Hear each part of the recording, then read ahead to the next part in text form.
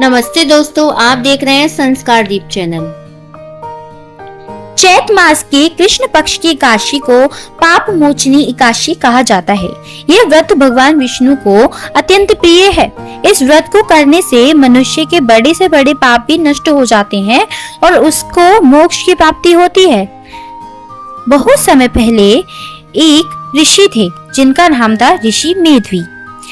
वे महान तपस्वी थे। वे घने जंगल में एक आश्रम बनाकर भगवान विष्णु की कठोर तपस्या करते थे। उनके पिता महान ऋषि थे। ऋषि मेधवी अत्यंत ही तेजस्वी, संयमी और विद्वान थे। उनकी तपस्या से देवता भी प्रभावित रहते थे। एक दिन स्वर्गलोक में रहने वाली सुंदर अप्सरा मंजू घोषा पृथ्वी पर आई। वह बहुत सुंदर थी और मधुर वीणा बजाकर गाने में निपुण थी। उसी समय कामदेव ने सोचा कि ऋषि मेधावी की कठोर तपस्या को भंग किया जाए।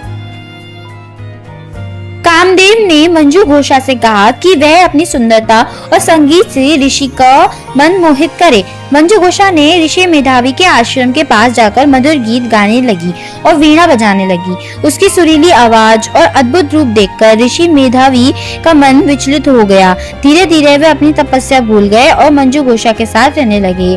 कहते हैं कि इसी प्रकार से उनके कई वर्ष बीत गए और समय भी बीत गया, परंतु ऋषि को इसका एहसास ही नहीं हुआ। एक दिन ऋषि मेधावी को अपनी तपस्या का स्मरण हुआ। जब उनको पता चला कि इतने वर्षों से वे तपस्या छोड़कर मोह में पड़ रहे हैं, तो उनको बहुत ही दुख हुआ और क्रोध भी आया। उन्होंने मंजू घोषा को श्राप दे दिया कि वह पिशाचिनी बनकर जाए। श्राप सुनकर मंजू घोषा बहुत डर गई। उसने हाथ जोड़कर ऋषि से क्षमा मांगी और बोली, हे मुनिवर, मुझसे गलती हो गई है। कृपया मुझे इस भयानक शाप से मुक्ति का उपाय बताइए। मंजू घोषा की विनती सुनकर ऋषि ने कहा कि यदि तुम श्रद्धा और भक्ति से पाप मोचनी एकादशी का व्रत करोगी तो तुम्हें सारे पाप नष्ट हो जाएंगे और तुम शाप से मुक्त हो जाओगी। ऋषि के बताए अनुसार मंजू घोषा ने पूर्ण श्रद्धा और भक्ति से पाप मोचनी एकादशी का व्रत किया। इसके प्रभाव से उसके सारे पाप नष्ट हो गए। वह पिशाचिनी के रूप से मुक्त होकर अप्सरा के रूप में आ गई। इसके बाद वह स्वर्गलोक को लौट गई।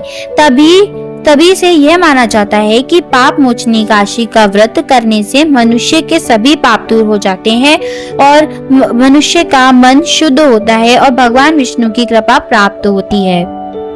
इस वीडियो को अपने फ्रेंड्स और फैमिली में जरूर शेयर करें और वीडियो पसंद आए तो लाइक और मेरे इस चैनल को सब्सक्राइब जरूर करें।